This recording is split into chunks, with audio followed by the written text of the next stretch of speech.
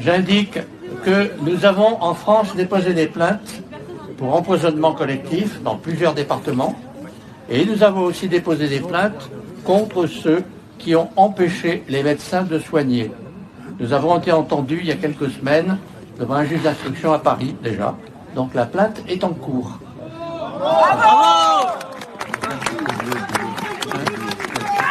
Alors la plainte est dirigée bien sûr contre le président de l'ordre national, du Conseil de l'ordre national des médecins, M. Bouet.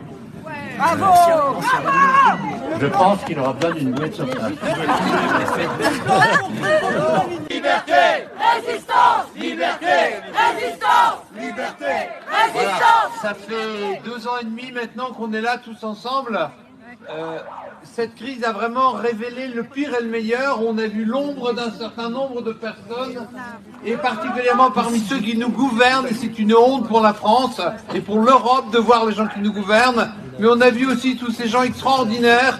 On a vu tous ces gens qui étaient amoureux de la liberté, amoureux de la vérité.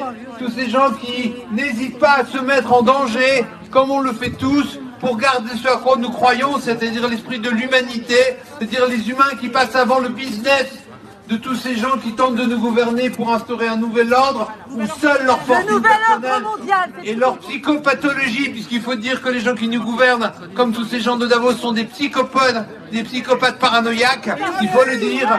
Et si on va faire, quand on prend le nouveau DSM-6 en psychiatrie, il faudra marquer le mondialisme comme une psychopathologie. J'ai une pensée émue par rapport à tous les soignants, toutes ces personnes qui sont dans l'obligation morale, économique, financière de ne pas travailler pour un traitement expérimental. N'oubliez jamais que nous sommes toujours devant un traitement expérimental. N'oubliez jamais que vous devez vous battre pour vos enfants et pour les personnes âgées. Évidemment, je dois le dire haut et clair par l'expertise que nous avons, qui va être bien entendu entendue en RDC, au Congo, qui sont en moins de 5% de vaccination expérimentale. Il faut le dire. Il faut le dire qu'en dehors de la Belgique et de la France, il y a des pays qui ont dit non à ce traitement expérimental et on ne le dit pas assez. Malheureusement, aujourd'hui, nous devons faire face en tant que soignants belges aux effets indésirables qui sont bien plus importants que ce qu'on dit et qui vont durer bien plus longtemps. Et c'est pour ça que la pharmacovigilance est de connivence avec l'État, que ce soit belge ou français. Cette pharmacovigilance, c'est du pipeau. Donc, on doit se battre, nous, citoyens, on doit se battre, nous, pour éviter cette injection expérimentale chez les enfants, chez les femmes enceintes, chez les personnes âgées. Et alors, j'ai une pensée à toutes ces personnes âgées qui sont ici et chez elles, et dans les EHPAD, et dans les maisons de retraite, qu'on a assassinées parce qu'elles n'ont pas été soignées, parce qu'on les a empêchées d'aller à l'hôpital en ambulance, parce qu'en France, mais pas en Belgique, mais en France, elles ont été injectées par du Rivotril, c'est-à-dire qu'on a accéléré la mort. Ce n'est pas de l'euthanasie, c'est un assassinat. Et attendez, et l'État a profité de ces décès volontaires pour en arriver à cette injection expérimentale.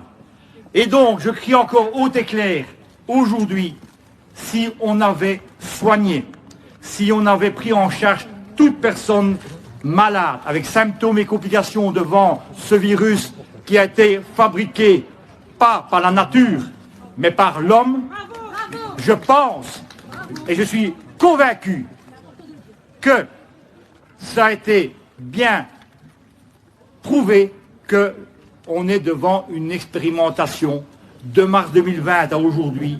Malheureusement, ce sont vous les victimes, ce sont vos proches, parce que en médecine, devant un virus, on doit tenir compte de l'immunité, on doit tenir compte de la médecine de qualité, on doit tenir compte surtout qu'on est devant une médecine qui ne doit jamais abandonner la relation entre le patient et le médecin.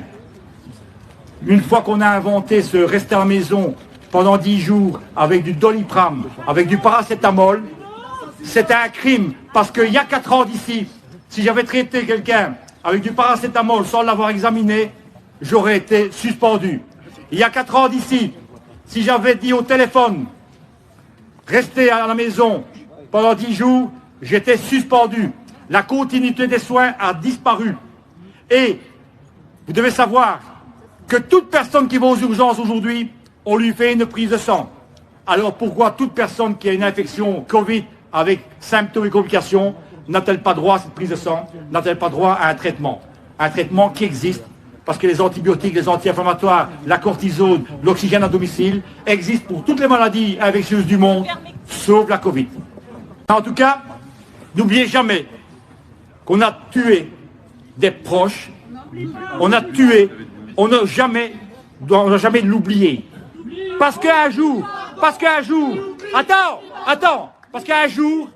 ça peut être vous.